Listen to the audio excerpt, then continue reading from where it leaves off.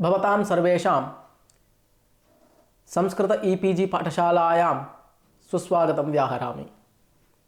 अहं वैद्यसुब्रह्मण्याभिधेयः राष्ट्रीयसंस्कृतसंस्थानस्य वेदव्यासपरिसरे व्याकरणम् अध्यापयामि। अधुना पाठे अस्मिन् इमानि च भूयः शब्दानुशासनस्य प्रयोजनानि इति शीर्षकमधिकृत्य अत्र ब्रवीमि। गते पाठे आनुषङ्गिकप्रयोजनानि यानि वर्तन्ते तेषु प्रयोजनेषु 7 प्रयोजनानि अधिकृत्य गते पाठे निरूपितम्। अधुना पाठे अस्मिन् अवशिष्टानि 6 प्रयोजनानि अधिकृत्य अत्र मया प्रतिपाद्यते। तत्र तावत् 8मं प्रयोजनं वर्तते, तद अधिकृत्य अत्र ब्रवीमि। अत्र 8मं प्रयोजनं यद्वर्तते अत्र प्रयोजने एव प्रयोजनद्वयं प्रतिपादितं भाष्यकारेण। अत्र 4 इति आरभ्यमाणाभ्यां द्वाभ्यां वाक्याभ्यां श्रुतिवाक्याभ्यां प्रयोजनद्वयम् अन्वाख्यायते भाष्यकारेण। वक्ष्यमाणप्रयोजनेन अस्य अपवर्गसाधनत्वं प्रतिपाद्यते भाष्यकृता। एवं च साधुशब्दप्रयोगात् अपवर्गप्राप्तिः, अतः साधुशब्दानां प्रयोगार्थं व्याकरणाध्ययनं कर्तव्यम् इति परंपरया व्याकरणाध्ययनस्य प्रयोजनम् अत्र प्रतिपाद्यते। अत्र 4 इत्यारभ्यमाणं वाक्यद्वयं वर्तते इत्युक्तं। तत्र प्रथमं वाक्यम् आदौ प्रस्तूयते। 4 शृङ्गा त्रयोस्य पादा द्वे शीर्षे सप्तहस्तासो अस्य त्रिधा बद्धो वृषभोरोरवीति महोदेवो मर्त्यान् आविवेश इति। अत्र इदं ऋग्रूपं वाक्यं भवति। 4 शृङ्गा त्रयोस्य पादा इत्यारभ्यमाणं वाक्यमिदं ऋग्रूपम्। अस्य श्रुतिवाक्यस्य अर्थस्तावत् इदानीं निरूप्यते। अयं कश्चन ऋङ्मन्त्रः भवति। अत्र शब्दस्य वृषभत्वेन प्रतिपादनं क्रियते, वृषभेन सह तुलना क्रियते।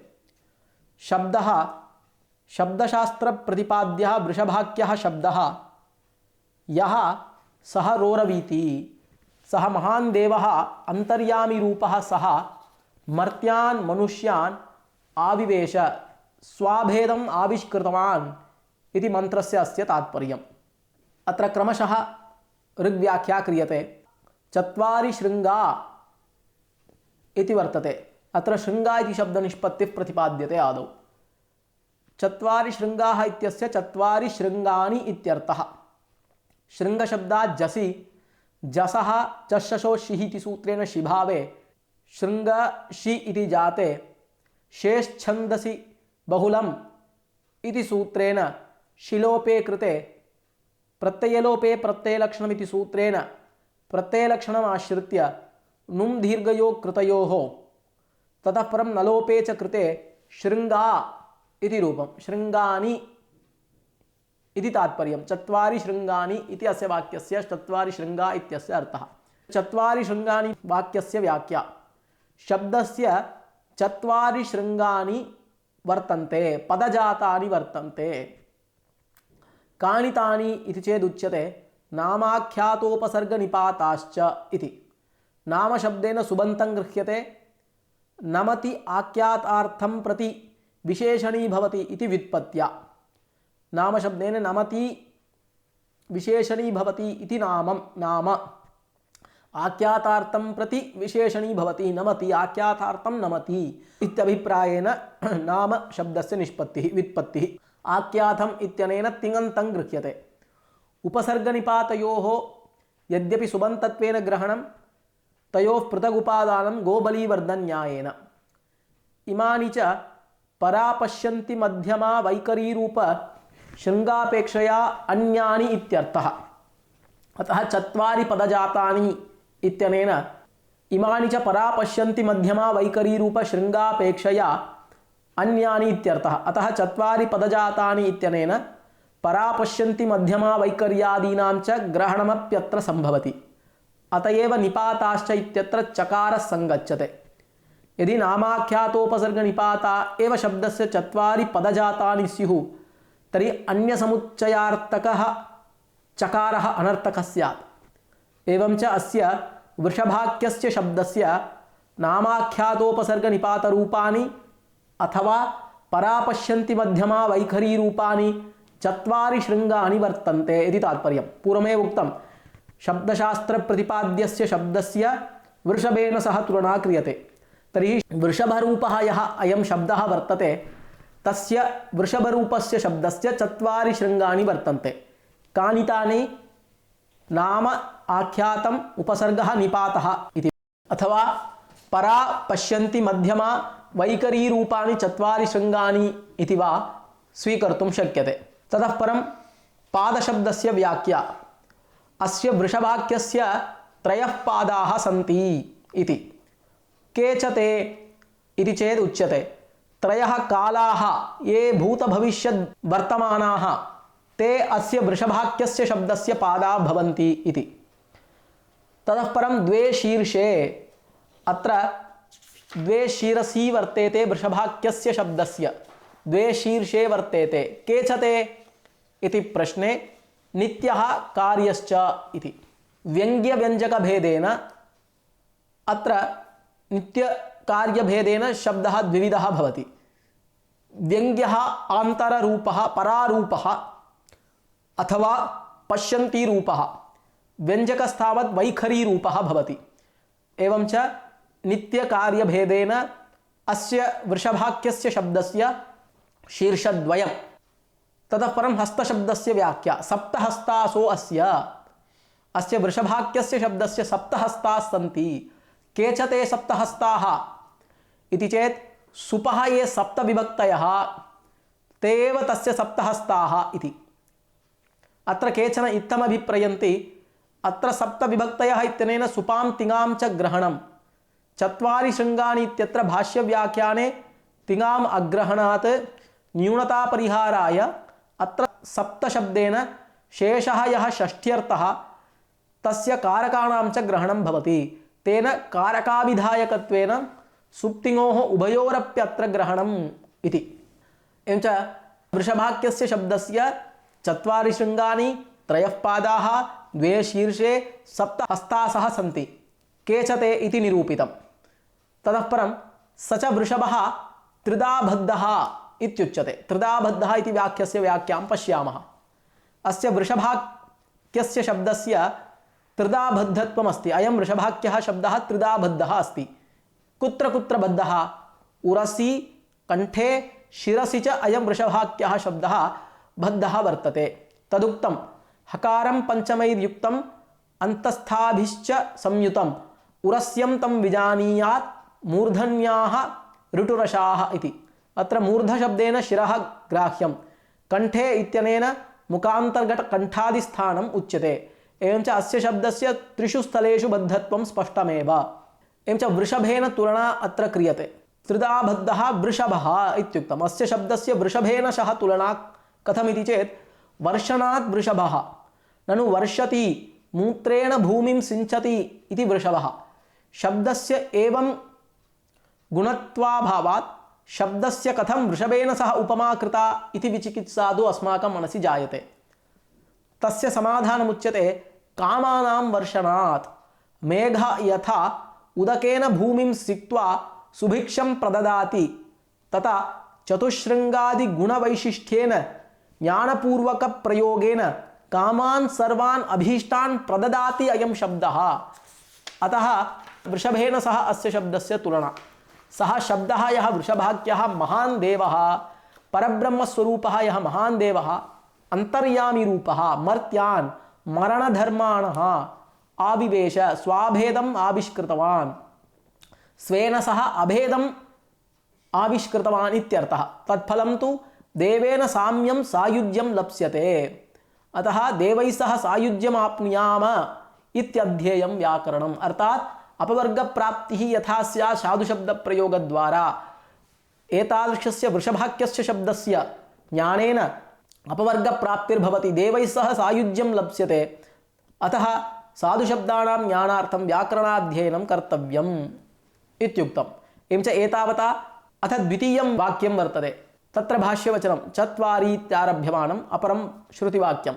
अत्र भाष्यवचनम् इत्थं वर्तते चत्वारि वाक् परिमिता पदानि तानि विदुर्ब्राह्मणा ए मनीषिणः गुहा त्रीणि निहिता नेङ्गयन्ति तुरीयं वाचो मनुष्या वदन्ति इति। अयं कृष्णयजुर्वेदे उपलभ्यमानः कश्चन मन्त्रः भवति। मन्त्रस्य व्याख्यां पश्यामः। चत्वारि वाक् परिमिता पदानि इति वाक्यखण्डस्य आदौ व्याख्या क्रियते। चत्वारि वाक् परिमितानि पदानि इत्यत्र परिमिता इत्यत्र परिमितशब्दात् जसि जसः शिभावे शेषछन्दसि बहुलमिति सूत्रेण शिलोपे प्रत्ययलक्षणेन हुं दीर्घयोः कृतयोः परिमिता इति रूपम्। परिमिता इत्यस्य परिमितानि इत्यर्थः। परिमितानि इत्यस्य परिच्छिन्नानि इत्यर्थः। वाक् नामाख्यातोपसर्गनिपातरूपेण अथवा परापश्यन्ति मध्यमा वैखरीरूपेण चतुर्धा परिच्छिन्ना वर्तते अस्ति इति तात्पर्यम्। मनीषिणः इत्यस्य व्याख्यां पश्यामः। तानि चत्वारि वाक्परिमितानि पदानि परापश्यन्ति मध्यमा वैखरीरूपाणि ये ब्राह्मणाः मनीषिणः विदुः। मनसः ईशिनः मनीषिणः। ईश ऐश्वर्ये इति धातुः अथवा ईश गतिहिंसा दर्शनेषु इति धातुर्वा अत्र बोध्यः। पृषोदरादित्वात् साधुत्वं बोध्यमस्य शब्दस्य। तेन मनीषिणः इत्यस्य चित्तशुद्धिक्रमेण वशीकर्तारः अथवा विषयान्तरेभ्यः व्यावृत्या हिंसकाः इति वा अर्थः सिद्ध्यति। गुहा त्रीणि निहिता नेङ्गयन्ति इत्यस्य व्याख्या। तेषु चतुर्षु पदजातेषु त्रीणि गुहायां निहितानि। गुहा इत्यत्र सुपांसुलुक्छेयाया डाड्याया जालः इति सूत्रेण सप्तम्याः लुक् कृतो वर्तते। अवैयाकरणस्तु गुहायां निहितानि तानि पदजातानि परापश्यन्ति मध्यमा वैखरीरूपाणि नेङ्गयन्ति व्याख्यानं न चेष्टन्ते न निमिषन्ति। वैयाकरणस्तु शास्त्रबलेन तद्बललब्धयोगेन गुहायां निहितानि अंधकारं विदार्य सर्वं परापश्यन्ति मध्यमारूपाणि तानि सर्वाणि पदजातानि सर्वाणि जानाति इति तात्पर्यम्। तर्हि मनुष्याः ये वर्तन्ते ते तुरीयं वाचः एव वदन्ति अर्थात् वैखरीमेव वदन्ति मनुष्याः। परन्तु वैयाकरणः चतुर्विधामपि पदजातानि सर्वं जानाति इत्यर्थः लभ्यते। एवं च चत्वारि इत्यारभ्यमानम् अत्र श्रुतिवाक्यद्वयमपि अत्र वर्णितं। ततः परं नवमं प्रयोजनम् उतत्वः इति आरभ्यमानं किञ्चित् श्रुतिवाक्यं वर्तते। भाष्यवचनं तावत् अत्र उतत्वः पश्यन् न ददर्श वाचम् उतत्वः शृण्वन्न शृणोति येनाम् उतोत्वस्मै तन्वं विसस्रे जायेव पत्ये उशती सुवासाः। अपि खल्वेकः पश्यन्नपि न पश्यति अपि खल्वेकः शृण्वन्न शृणोति येनाम् अविद्वांसमाह अर्धम् उतोत्वस्मै तन्वं विसस्रे तनुं विवृणुते जायेव पत्ये उशती सुवासाः। तद्यथा जाया इव पत्ये कामयमाना सुवासाः स्वात्मानं विवृणुते एवं वाग्विदे स्वात्मानं विवृणुते। वाङ् नः विवृणुयादात्मानमित्यध्येयं व्याकरणम् इत्युक्तम्। अत्र ऋग्व्याख्यां पश्यामः। पूर्वार्धम् अवैयाकरणाय उत्तरार्धम् अधीतव्याकरणाय प्रोक्तं वर्तते। पूर्वार्धेन अवैयाकरणं निन्दित्वा उत्तरार्धेन वैयाकरणं स्तौति अत्र। अर्थात् अत्र अनेन श्लोकेन तत्र पूर्वार्धेन अवैयाकरणस्य निन्दा उत्तरार्धेन वैयाकरणस्य प्रशंसा वर्तते। उत शब्दः अप्यर्थकः त्वशब्दः सर्वनामसंज्ञकः अन्यार्थः। अन्यः कस्मादन्यः इति प्रश्ने वाग्योगविदः अन्यः यानी अर्थात् अवाग्योगवित्। तथा च पूर्वार्धस्य अर्थः अयं भवति। एवं च अवाग्योगवित् वाचं एनां पश्यन् अपि न पश्यति शृण्वन् अपि न शृणोति। एनां वाचम् अर्थात् प्रत्यक्षेन शब्दस्वरूपम् उपलभमानोपि अर्थपरिज्ञानाभावात् तत्शब्दविषयकज्ञानाभावान् एव भवति अवाग्योगवित् इति तात्पर्यम्। ततः परम् उत्तरार्धस्य अर्थः उतत्वस्मै कस्मैचिद् वैयाकरणाय तन्मं शरीरं विसस्रे विवृणुते। विसस्रे इत्यस्य विवृणुते इत्यर्थः प्रकाशयति इत्यर्थः। सम्यग्ज्ञानं हि अर्थस्य प्रकाशनं। यथा जाया पत्नी स्वपत्ये विवृतसर्वाङ्गावयवा भूत्वा भर्त्रे कामयमाना प्रेम्णा स्वात्मानं प्रकाशयति दर्शयति तथा वाक् या वर्तते सा स्वात्मानं शरीरं प्रकाशयति वाचः शब्दस्य अर्थ एव शरीरम्, अतः अत्र उपमानोपमेयभावश्च संगच्छते। कस्मिन् काले इति प्रश्ने ऋतुकालेषु, तदा हि स्त्री काचित् पुरुषं प्रार्थयते। तस्मिन् काले यथा सः पुरुषः स्वपत्नीं यथावत् पश्यति शृणोति तद्वचनार्थं, तथैव एनां वाचं शब्दं पदशः प्रकृतिप्रत्ययविभागेन सम्यक् विगृह्य अर्थमस्याः वाचः पश्यति शृणोति च इत्यर्थः लभ्यते। अतः वाक् स्वात्मानं यथा विवृणुयात् इत्यध्येयं व्याकरणम्। एवं च उत्तरार्धेन वैयाकरणस्य प्रशंसा अत्र जायते, पूर्वार्धेन अवैयाकरणस्य निन्दा च अत्र कृता वर्तते। ततः परं दशमं प्रयोजनम् अधिकृत्य अत्र पश्यामः। सक्तुमिव भाष्यवचनं वर्तते अत्र। सक्तुमिव तितवुना पुनन्तो यत्र धीराः मनसा वाचमक्रत यत्र सखायः सख्यानि जानते भद्रैषां लक्ष्मीः निहिताधिवाची इति। अतः पदपदार्थव्याख्यां पश्यामः। तितवु इति शब्दस्य परिपवनार्थकं परिशोधनार्थकं पात्रं यद्विस्तृतं पात्रं बहुच्छिद्रवत् भवति तद् इत्यर्थः।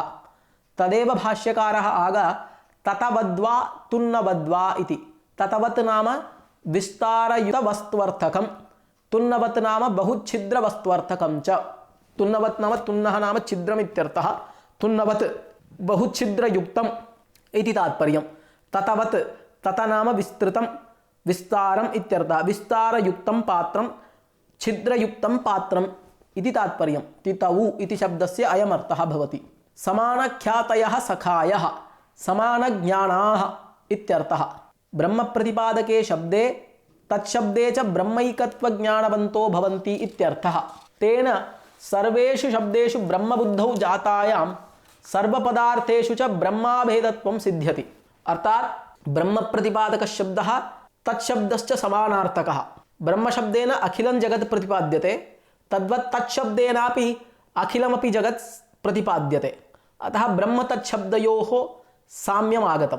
एवं च अर्थेन सह अभेदात् सर्वेषु पदार्थेषु ब्रह्माभेदत्वं च सिद्ध्यति इति भावः। भद्रा नाम लक्ष्मीः इत्यर्थः। अत्र ऋग्व्याख्यां पश्यामः। धीराः व्याकरणे धीराः ध्यानवन्तः इत्यर्थः, अर्थात् सन्तः इति तात्पर्यम्। तितवुना सक्तोः तुष्याद्यपनीयते यथा व्याकरणज्ञानेन ध्यानयुक्तमनसा तत्करणज्ञानेन अर्थात् प्रज्ञानेन वाचमक्रत अकृशत अर्थात् असाधुभ्यः शब्देभ्यः विविक्तां पृथक् कृतवन्तः। तेन सखायः सन्तः समानख्यातयः समानज्ञानाः सन्तः ब्रह्मप्रतिपादके शब्दे तत्शब्दे च ब्रह्मैकत्वज्ञानवन्तो भवन्ति इति कारणादेव सर्वबोधकेषु शब्देषु ब्रह्मबुद्धौ जातायां तेनैव सर्वपदार्थेषु ब्रह्मनिरूपिताभेदवन्तोऽपि भवन्ति। तथा भूत्वा तत्र ब्रह्मरूपदुर्गमे मार्गे परब्रह्मरूपदुर्गमे मार्गे परब्रह्मात्मनोः सख्यानि जानते सायुज्यानि जानते प्राप्नुवन्ति। यतः एषां वाची भद्रा लक्ष्मीः अधिनिहिता अधिकं स्थिता अस्ति इति ऋचः अर्थः। अयं भावः ये शास्त्रात् प्रकृतिप्रत्ययविभागेन साधून् शब्दान् ज्ञात्वा शास्त्रार्थध्यानवन्तो भवन्ति मानसज्ञानेन वाचम् असाधुभ्यः पृथक् कृतवन्तः तज्ञानपूर्वकैः साधुशब्दप्रयोगैः लब्धान्तःकरणशुद्धयः। अत्र य एषः दुर्गः मार्गः ब्रह्मरूपः तत्र आत्मना सह समानख्यातयः सखायः त्यक्तभेदभावनाः सन्तः सायुज्यानि प्राप्नुवन्ति इत्यर्थः। एवं च परब्रह्मसायुज्यं प्राप्नुयाम इत्यध्येयं व्याकरणम् इत्युक्तम्। तथा च अत्र अनेन श्रुतिवाक्येन ब्रह्मसायुज्यं प्रतिपाद्यते साधुशब्दप्रयोगद्वारा। तर्हि साधुशब्दप्रयोगार्थं व्याकरणाध्ययनं कर्तव्यम् इति। एवं च साक्षादस्य व्याकरणप्रयोजनत्वं न सिद्ध्यति, अतः अस्यापि प्रयोजनस्य आनुषङ्गिकप्रयोजनत्वम् उक्तम्। इतः परम् 11 प्रयोजनम् अधिकृत्य प्रतिपाद्यते अत्र। सारस्वतीम् अत्र भाष्यवचनं वर्तते। याज्ञिकाः पठन्ति आहिताग्निः अपशब्दं प्रयुज्य प्रायश्चित्तीयां सारस्वतीम् इष्टिं निर्वपेत् इति। प्रायश्चित्तीयाः मा भूम इत्यध्येयं व्याकरणम् इति। आहिताग्निः कश्चन यज्ञकर्मणि यदि अपभाषेत तर्हि तेन प्रायश्चित्तरूपां सारस्वतीम् इष्टिं सः कुर्यात् इति अस्य पूर्वोक्तस्य नियमस्य अर्थः भवति। प्रायश्चित्तं नाम पापशोधनाय श्रुतिस्मृतिविहितं कर्म भवति। अतः अपशब्दं प्रयुज्य प्रायश्चित्तीयाः मा भूम इत्यध्येयं व्याकरणम् इत्युक्तम्। अथ द्वादशं प्रयोजनं दशम्यां पुत्रस्य। अत्र भाष्यवचनं वर्तते याज्ञिकाः पठन्ति दशम्युत्तरकालं पुत्रस्य जातस्य नाम विदध्यात् घोषवद् आद्यन्तरन्तस्थम् अवृद्धं त्रिपुरुषानूकम् अणरिप्रतिष्ठितं तद्धि प्रतिष्ठिततमं भवति द्व्यक्षरं चतुरक्षरं वा नामकृतं कुर्यात् न तद्धितम् इति। न चान्तरेण व्याकरणं कृतः तद्धिताः वा शक्याः विज्ञातुम् इति। दशम्युत्तरकालम् इत्यत्र दशम्याः उत्तरः इति पंचमी तत्पुरुषः बोध्यः। पंचमी भयेन इत्यत्र पंचमीति योगविभागेन अत्र समासः भवति अथवा सुप् सुपा इति वा समासः बोध्यः। ततः परं कालशब्देन सह बहुव्रीहि।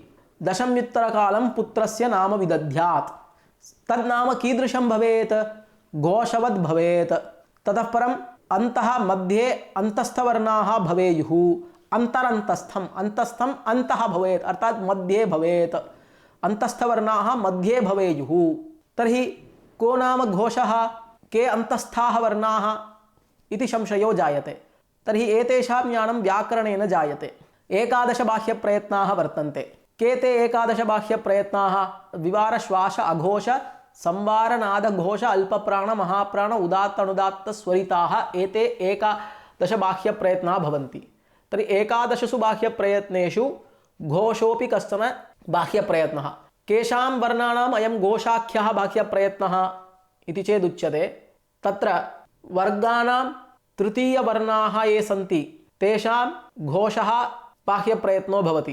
ततः परं वर्गाणां तृतीय चतुर्थ पंचमवर्णाः ये वर्तन्ते तेषां घोषः बाह्यप्रयत्नो भवति। एवं च घोषवद् भवेत्। तर्हि नाम यद् वर्तते तद् घोषवद् भवेत्। ततः परम् अन्तरन्तस्थम् अन्तस्थवर्णाक्के यरळवा अन्तस्थाः मध्ये अन्तस्थः वर्णः भवेत्। यारळवा एतेषु चतुर्षु वर्णेषु कश्चन वर्णः मध्ये भवेत् इति तात्पर्यम्। शिक्षायां प्रोक्तानुसारं घोषवर्णा अन्तश्च वर्णाश्च बोध्याः ते एव व्याकरणेऽपि प्रतिपाद्यन्ते। त्रिपुरुषानूकं नाम नामकरणे यो अधिकारी पिता तस्य ये त्रयः पुरुषाः तान् अनुकायति अभिधत्ते इति त्रिपुरुषानूकम्। एवं च त्रिपुरुषानूकं भवेत् तन्नाम अर्थात् यः तावत् नाम करोति नामकरणे यः अधिकारी पिता सः स्वस्य पितुः अथवा पितामहस्य अथवा प्रपितामहस्य वा नाम स्वपुत्रं विदध्यात् इति तात्पर्यं। त्रिपुरुषानूकं भवेत्। अनरिप्रतिष्ठितं तर्हि अरिहि न अरिहि अनरिहि अनरौ प्रतिष्ठितम् अनरिप्रतिष्ठितं स्वशत्रुबोधकं च न स्यात्। त्रिपुरुषानूकम् इत्यत्र त्रिपुरुषशब्दे द्विगुसमासः ज्ञेयः।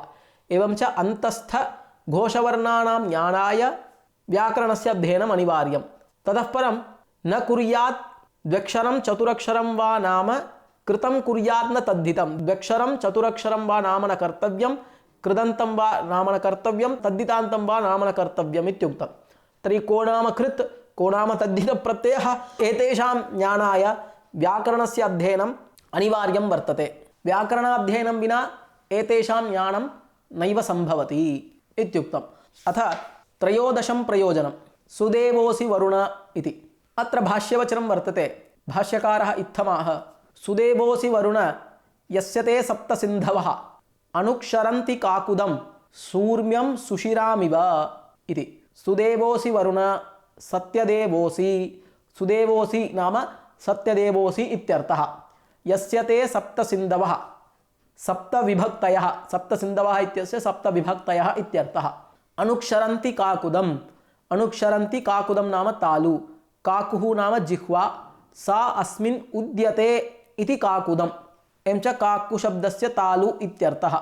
सूर्म्यं सुशिरामिव तद्यथा शोभणाम् ऊर्मिं सुशिराम् अग्निरन्तः प्रविश्य दहति एवं ते सप्तसिन्धवः सप्तविभक्तयः ताल्वनुक्षरन्ति तेन सत्यदेवो भवसि इति तात्पर्यं। सत्यदेवा स्याम इत्यध्येयं व्याकरणम्। एवं च अस्य श्लोकस्य व्याख्यां पश्यामः।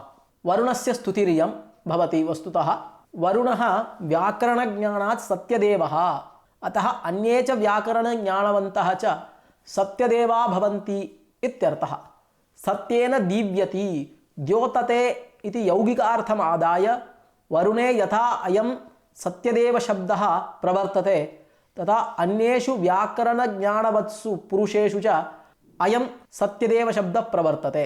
सप्तविभक्तयः नद्यः इव काकुदं तालुं प्राप्य प्रकाशन्ते इति तात्पर्यं। सूर्मिः नाम शोभना प्रतिमा इत्यर्थः। शोभनामयीं प्रतिमां सुशिरां सच्छिद्रां प्रविश्य अग्निः यथा तत्रत्यं मलं भस्मीकृत्य प्रतिमां शुद्धां करोति, एवं तालुदेशे प्रकाशं प्राप्य विभक्तयः विभक्त्यन्ताः शब्दाः शारीरं पापम् अपाकुर्वन्ति। शारीरपाप अपगमे सति स्वर्गप्राप्तिः फलम्। एवं च तद्वारा वरुणेन सह तौल्यम् अस्माकं स्यात्, सत्यदेवाः भवेम इत्यध्येयं व्याकरणम्। एवं आनुषङ्गिकप्रयोजनानि अत्र व्याख्यातानि। इत्थं शब्दानुशासनस्य मुख्यप्रयोजनानि तथा आनुषङ्गिकानि प्रयोजनानि च प्रोक्तानि। शब्दानुशासनस्य अध्ययनेन वेदसंरक्षणम् असन्देहः ऊहः च मुख्यप्रयोजनत्वेन सिद्ध्यति। तेन सह स्वर्गप्राप्तिश्च फलम् इति एतैः आनुषङ्गिकप्रयोजनैः व्यवस्थापितम्। इमानि व्याकरणप्रयोजनानि किमर्थं कानुद्दिश्य प्रोक्तानि इति प्रश्नः समुपजायते। किं व्याकरणम् अध्येतुं ये इच्छन्ति तेभ्यः इमानि प्रयोजनानि अन्वाख्यातानि उत वेदम् अधिजिगांसमानेभ्यः इमानि प्रयोजनानि अन्वाख्यातानि इति। तस्य समाधानमुच्यते पुराकल्पे एतदासीत्। संस्कारोत्तरकालं ब्राह्मणाः व्याकरणं पठन्ति स्म। तेभ्यः तत्तत् स्थानकरणनादानुप्रदानज्ञेभ्यः वैदिकाः शब्दाः उपदिश्यन्ते। ततः परं वेदाध्ययनाय ते प्रवृत्ता भवन्ति। अधुना तु न तथा। वेदमधीत्य सद्यः वक्तारो भवन्ति। वेदान्नो वैदिकाः शब्दाः। वेदात् वयं वैदिकान् शब्दान् जानीमः, लोकाच्च लौकिकाः, लोकात् लौकिकान् शब्दान् च जानीमः। तर्हि व्याकरणाध्ययनस्य किं प्रयोजनं? किमपि नास्ति, अनर्थकं व्याकरणम् इति वदन्ति।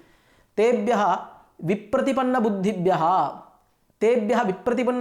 अध्येतृभ्यः आचार्यः इदं शास्त्रम् अन्वाचष्टे। अतः तेभ्यः विप्रतिपन्नबुद्धिभ्यः अध्येतृभ्यः इमानि प्रयोजनानि प्रोक्तानि वर्तन्ते। व्याकरणाध्ययनं कर्तव्यम्।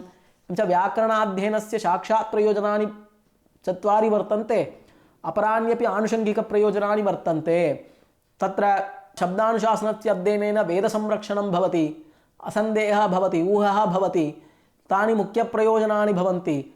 ततः परं व्याकरणाध्ययनद्वारा अपशब्दप्रयोगो न भवति, तद्वारा पापभाक्त्वं न भवति। साधुशब्दप्रयोगद्वारा पुण्यं लभ्यते, तद्वारा स्वर्गप्राप्तिर्वा मोक्षप्राप्तिर्वा भवति इत्येवं रीत्या फलानि प्रतिपाद्यते। अतः इमानि प्रयोजनानि तेषां व्याकरणे तेषां विप्रतिपन्नबुद्धीनाम् अध्येतॄणां व्याकरणाध्ययने प्रवृत्तिः यथा स्यात् तदर्थम् इमानि प्रयोजनानि व्याख्यातानि अत्र भाष्यकारेण तथा वार्तिककृता च। एवं च अनुबन्धचतुष्टयमधिकृत्य प्रतिपादितं विषयः किं प्रतिपाद्यते। एतावता एतेषु गतेषु पाठेषु अस्य शब्दानुशासनस्य कः विषयः शब्दमधिकृत्य प्रतिपाद्यते। साधुशब्दान् अधिकृत्य अपशब्देभ्यः साधुशब्दं पृथक्कृत्य अन्वाख्यायते। ततः परं तत्र शब्दलक्षणम् अधिकृत्य च प्रतिपादितं। प्रयोजनानि उक्तानि, अधिकारी कः इति च उक्तः। यस्तावत् विप्रतिपन्नबुद्धयः वर्तन्ते अध्येतारः, ते अत्र अधिकारिणः भवन्ति इति च उक्तः। एवं च अस्य शब्दानुशासनस्य अनुबन्धचतुष्टयमधिकृत्य प्रतिपादितं वर्तते अत्र एतावता पाठेन। धन्यवादः।